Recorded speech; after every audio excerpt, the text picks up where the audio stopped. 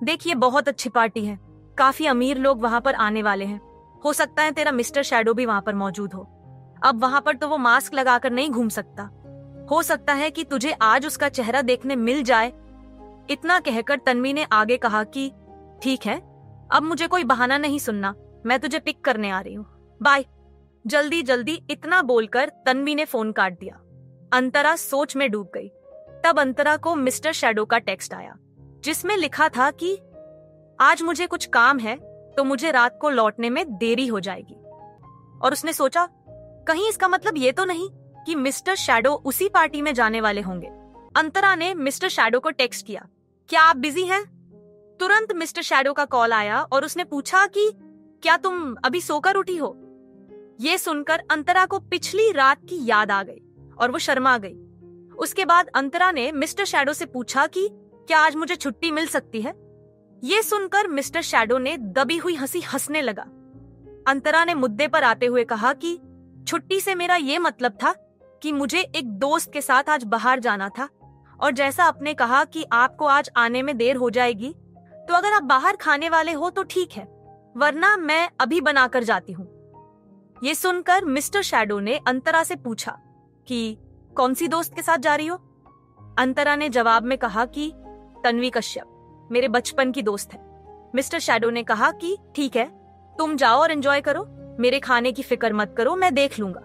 इसके बाद mister shadow ने और कॉल डिस्कनेक्ट किया। अंतरा भी अपने काम में लग गई, लेकिन उसके दिमाग में ये तो चल ही रहा था कि अगर मिस्टर शैडो उस पार्टी में जाने वाले होंगे तो क्या सच में उसे आज उनका चेहरा देखने मिलने वाला है? दोपहर को तन्वी अंतरा को लेने के लिए होटल सहारा आई। कमरे में आते ही वो हवा में सूंघने लगी। ये देखकर अंतरा को अजीब लगा और उसने तन्वी से पूछा कि ये क्या कर रही हैं? तन्वी ने हवा में सूंघते सूंघते जवाब दिया कि मैं उस बदमाश आदमी के परफ्यूम की खुशबू ढूंढ रही हूँ। ये कहने के बाद तन्वी ने सच में स्वीट के लिविंग रूम से लेकर बेडरूम और बाथरूम तक खुशबू ली और फिर अंतरा के पास आकर कहा कि मिस्टर शैडो अच्छा आदमी है, जा अंतरा जा, जी ले अपनी जिंदगी। ये सुनकर अंतरा हंसने लगी और उसने तन्वी से कहा कि तेरे पास तो अद्भुत शक्तियां हैं, मिस्टर शैडो के परफ्यूम की महक से कह सकती हैं कि वो अच्छे आदमी हैं कि नहीं। तन्वी ने सोफे पर बैठते हुए कहा कि बिल्कुल, देख ये बदमाश लोग होते हैं ना, वो हमेशा अलग अलग लोगों के पास जाते हैं, इसलिए उनके पास से हर तरह की खुशबू आती है, चाहे वो परफ्यूम हो या कॉस्मेटिक्स। और मुझे पता है कि पहले भले तुम मेकअप आर्टिस्ट का काम कर चुकी है, लेकिन खुद कभी मेकअप नहीं करती। ये सुनकर अंतरा ने मुस्कुराते हुए हाँ मैं अपना सर हिलाया। अंतरा पहले मेकअप आर्टिस्ट का काम कर चुकी थी। हालांकि वो प्रोफेशनल मेकअप आर्टिस्ट नहीं थी, पर पैसे कमाने के लिए उसने छोटे मोटे काम किए थे, और जितनी सैलरी उसे कॉफी शॉप में मिलती थी उससे ज्यादा उसने मेकअप करके कमाए थे। अंतरा तुझे जॉब करनी है? तन्वी का ये सवाल सुनकर अंतरा अपने ख्यालों से बाहर आई।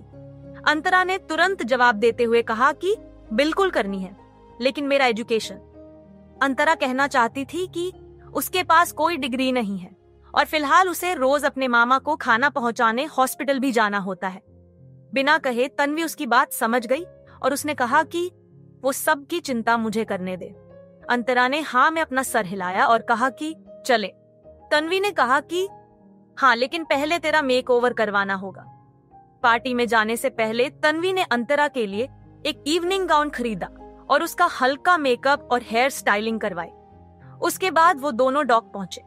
पार्टी एक यॉट पर थी और तन्वी ने बताया था कि ये पार्टी एक बिजनेस टाइकून ने दी थी, इसलिए उस पार्टी में बिजनेसमैन, बॉलीवुड के एक्टर्स और बाकी नामी अमीर लोग भी आने वाले थे।